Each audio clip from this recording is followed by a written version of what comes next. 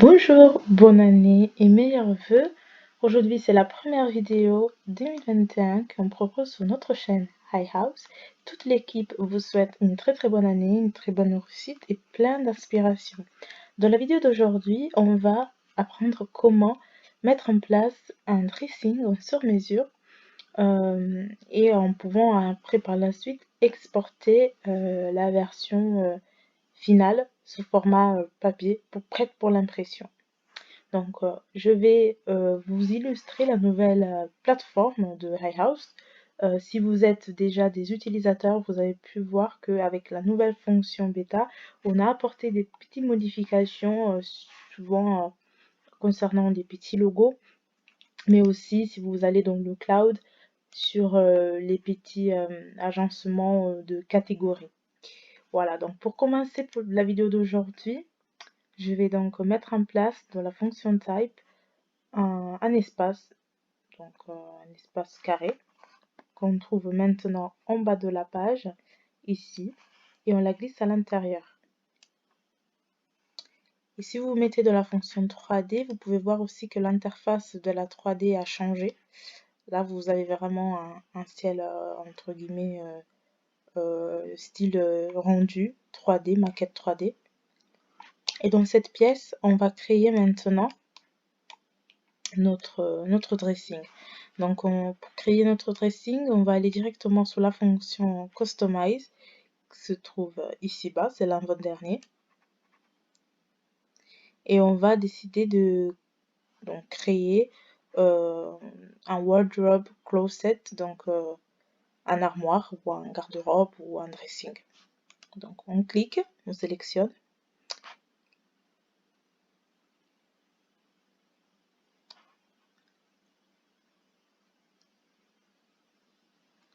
Et toujours dans cet esprit de... Vous pouvez décider d'installer des produits qui sont déjà présents sur High House. Donc, installer des caissons et après appliquer des portes avec des charnières et par la suite décider quel type d'ouverture vous allez mettre en place. Ou sinon, décider d'utiliser le Free Cabinet Design dans la fonction bêta qui va vous ramener donc de la fonction capable de vous faire créer vous-même votre propre élément. Donc pour aujourd'hui, on va rester sur cette fonction-là.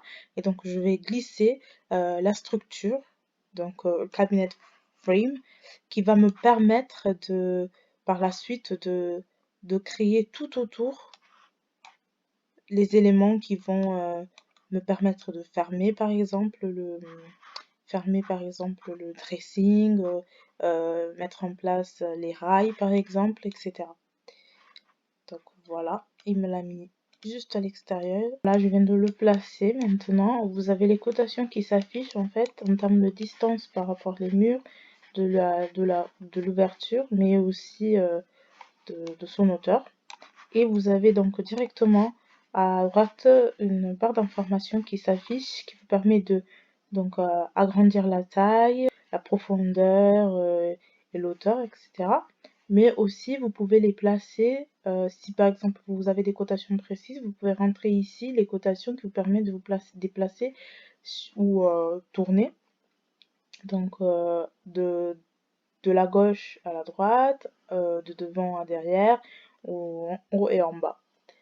Donc après, vous avez ici bas la fonction qui vous permettra de créer un mouvement rotatif sur l'axe des X, des Y et des Z. Ensuite, en bas, vous avez tout ce qui est interface, donc le visuel de votre produit. Et vous pouvez décider donc de remplacer par exemple ce bois. Et vous allez retrouver à gauche donc la liste de tous les matériaux présents aujourd'hui sur High House. Et sachez que dans la fonction Customize, tous les textures que vous avez sauvegardées sur la plateforme High House ne seront pas enregistrées. Ceci pourquoi? Parce qu'en fait, la fonction Customize, c'est une fonction, c'est un logiciel à part entière à l'intérieur de High House. Comme j'ai pu dire autrement et comme je dis souvent, c'est que High House, c'est une grosse plateforme qui, à l'intérieur d'elle-même, contient différents logiciels. Donc du coup, ici, si vous voulez avoir votre liste de textures, il faudra en charger par la suite. Et sinon, vous pouvez en sauvegarder comme vous faites d'habitude sur iHouse avec la petite étoile et ils seront tous sauvegardés ici. Voilà. Donc, on revient sur le cloud et je choisis maintenant la texture de l'ensemble. Donc, on va rester sur du blanc. J'applique et voilà, directement elle s'applique. Et en fait, là, vous avez juste la structure donc de votre dressing. Il faudra maintenant mettre à l'intérieur des caissons. Vous pouvez choisir les swing door wardrobe juste après. En fait, ce sont des caissons que vous allez pouvoir placer à l'intérieur. Donc, il suffit juste de prendre et le glisser à l'intérieur de la scène. Et s'il s'affiche à l'extérieur, vous pouvez mettre à l'intérieur. Donc, comme vous pouvez voir, là, iHouse, en fait, il compte directement de venir placer cet élément, en fait, à toute largeur, parce qu'il comprend, en fait, que il s'agit d'un caisson à l'intérieur d'une structure. Mais vous pouvez aussi, par exemple, changer la taille de cet élément juste en venant mettre ici, par exemple, changer sa taille en 80, par exemple. Voilà, et après, vous en mettez une autre plus grande à côté, par exemple. Je vais le faire. Donc, je vais glisser à l'intérieur. Et maintenant, j'en ai deux de tailles différentes. On peut maintenant, comme j'ai fait tout à l'heure, changer la couleur donc, du revêtement intérieur. Donc maintenant, on a le caisson avec la structure qui est créée.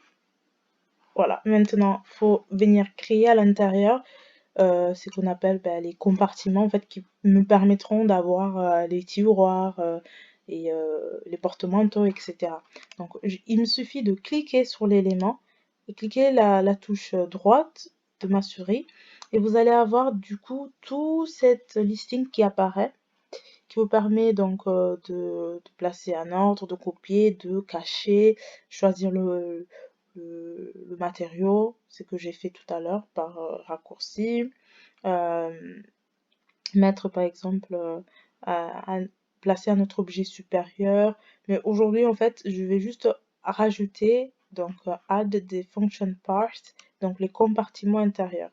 Donc, il y aura une fenêtre qui va s'afficher. Et dans cette fenêtre, en fait, vous avez toutes les fonctions particulières à l'intérieur qui se créent. Donc, vous avez le panel class, par exemple, qui vous permet donc d'avoir différents types d'épaisseur de panneaux.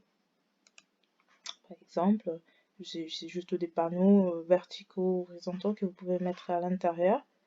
Vous avez de différentes donc, épaisseurs. On a aujourd'hui du 18, du 17, du 16, du 15. On en a en vert et on a aussi des éléments en plusieurs compositions. Et vous avez ensuite, après, on va aller directement à ce qui nous intéresse directement, les petits tiroirs. Voilà, vous avez les petits tiroirs, vous avez des éléments de stockage pour ceinture, accessoires par exemple. Voilà, et vous avez aussi d'autres styles de composition pour le vin par exemple, parce qu'en fait là vous allez trouver tous les éléments et tous les compartiments possibles sur iHouse et qui sont adaptables à tous les éléments qui contiennent des objets, donc armoire ou meubles de cuisine, parce que là vous avez par exemple un wine rack qui est justement un compartiment pour vin. Et voilà. On va aller sur les combinaisons storage. Combinaison storage, en fait, c'est un ensemble de combinaisons de éléments que vous pouvez mettre à l'intérieur pour créer vos compartiments.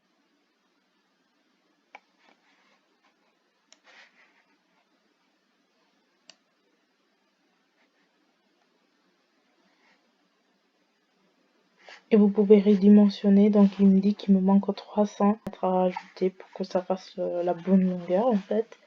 Et donc du coup ici, je vais juste rajouter le petit 300.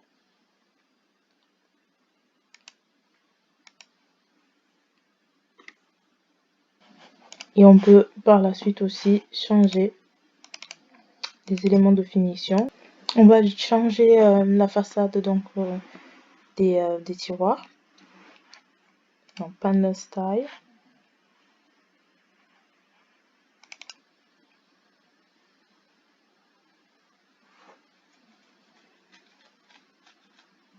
On va dire que ça va être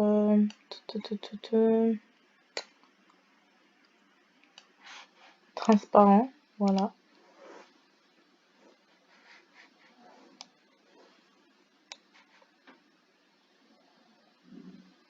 Et il faudra appliquer maintenant cette texture à tous les autres.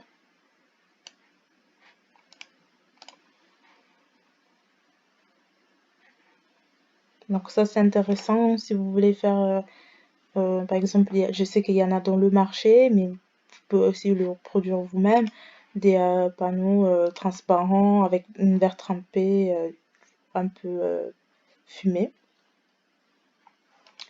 Il suffit juste de le faire à tout le monde.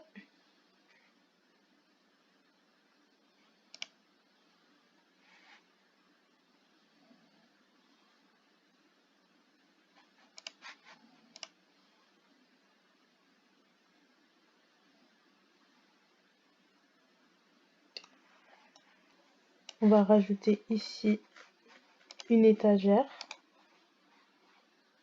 donc toujours avec la fonction G. Accessoires, enfin éléments fonctionnels.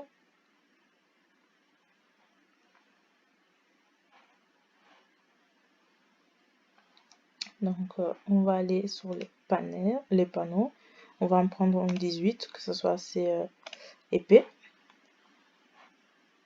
Et je vais mettre à l'intérieur.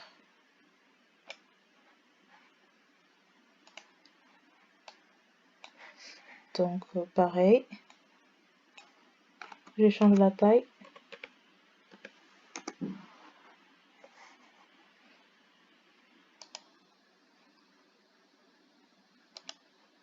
Et je vais le copier.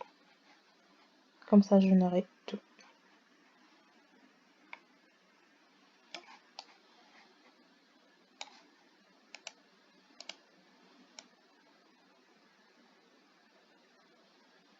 Et sachez toujours que vous pouvez rentrer les cotations que vous souhaitez à l'intérieur.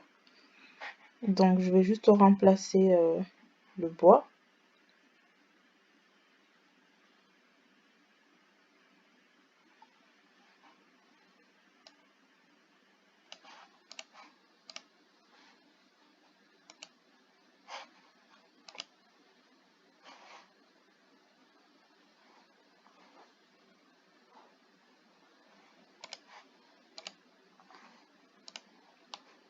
Et maintenant, on va rajouter ici toujours de la fonction G.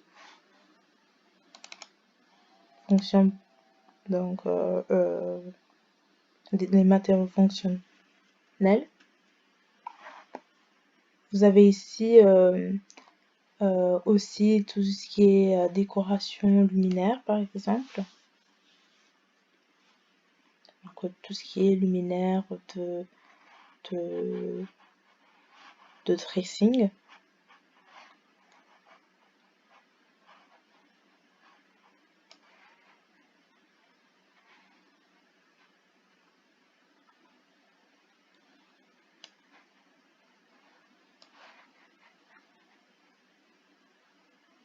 Voilà. On peut rajouter aussi des éléments style miroir. Si vous voulez rajouter des miroirs à la porte, tout ça. Aujourd'hui, on va plutôt faire mettre en place une porte coulissante, donc on n'aura pas forcément besoin de miroir.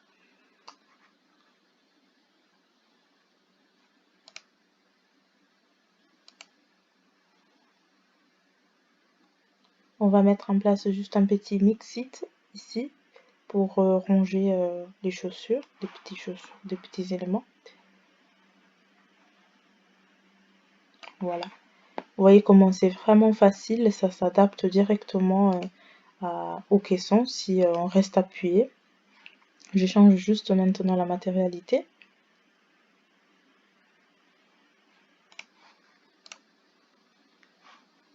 On va peut-être changer la matérialité de tout le monde, ce serait plus facile, plus vite d'ailleurs.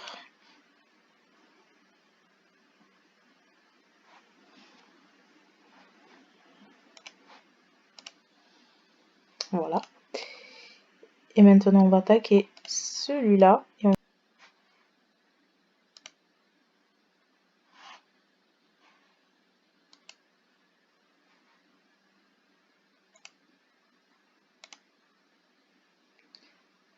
Le clothes rail qui permettra de suspendre nos habits. Et vu qu'on a une bonne hauteur, voilà, je vais en mettre un pliable. Gardez toujours le doigt cliqué sur l'élément, comme ça, il s'adapte directement à votre dressing. Et je vais rajouter un range pantalon.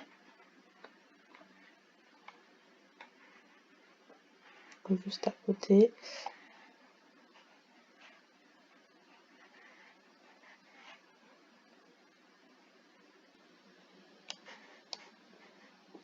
Voilà, une fois qu'on est satisfait, maintenant, après vous pouvez rajouter des éléments décoratifs, etc.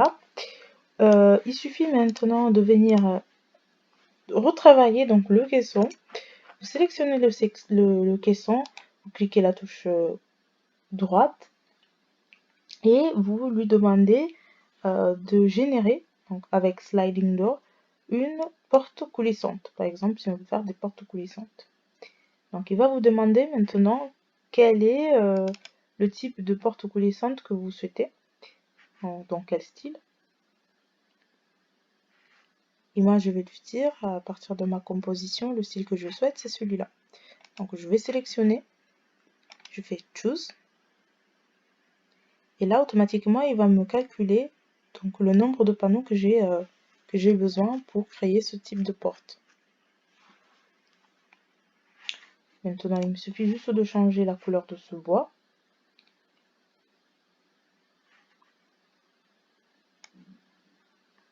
Et pour ouvrir maintenant les portes, il suffit de cliquer la touche O. Ça vous permettra de voir ce qui se passe à l'intérieur.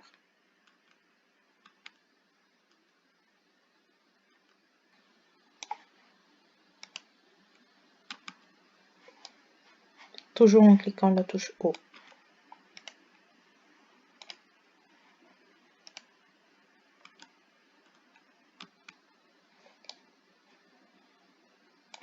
Maintenant, si vous voulez exporter cet élément, vous pouvez déjà choisir donc de sauvegarder, ça c'est très important. On va marquer pressing, on sauvegarde.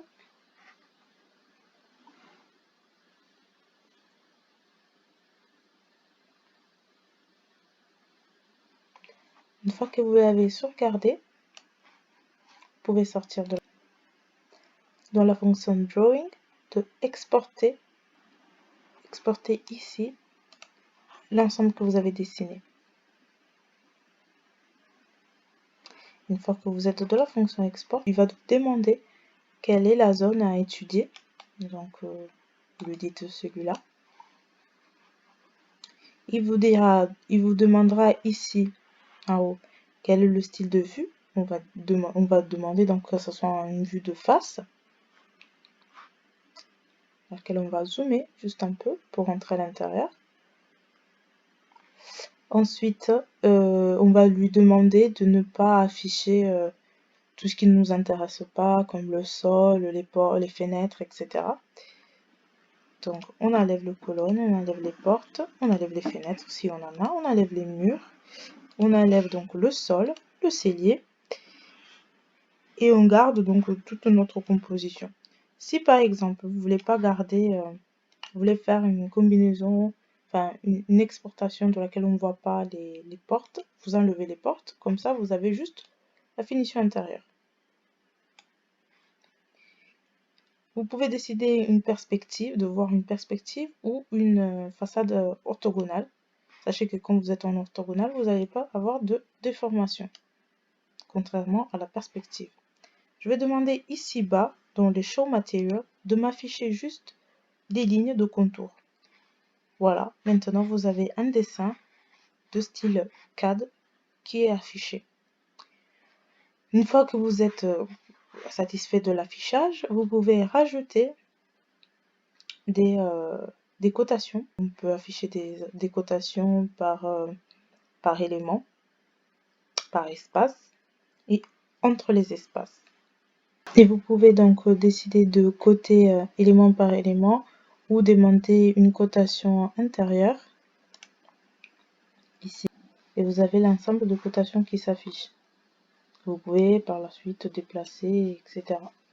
Pour ne pas trop encombrer le dessin, voilà, je vais exporter maintenant la façade et on va le faire en anglais. Donc, il faut juste avoir un peu de patience. Pour l'instant, on a l'export qui se fait que en anglais. Voilà une fois donc l'importation. Si vous avez vu notre première vidéo de comment utiliser votre centre d'affaires, vous savez maintenant que vous avez ici votre logo qui s'affiche. Moi, j'ai celle de iHouse. Et vous pouvez rentrer maintenant les informations vis-à-vis, par exemple, du projet.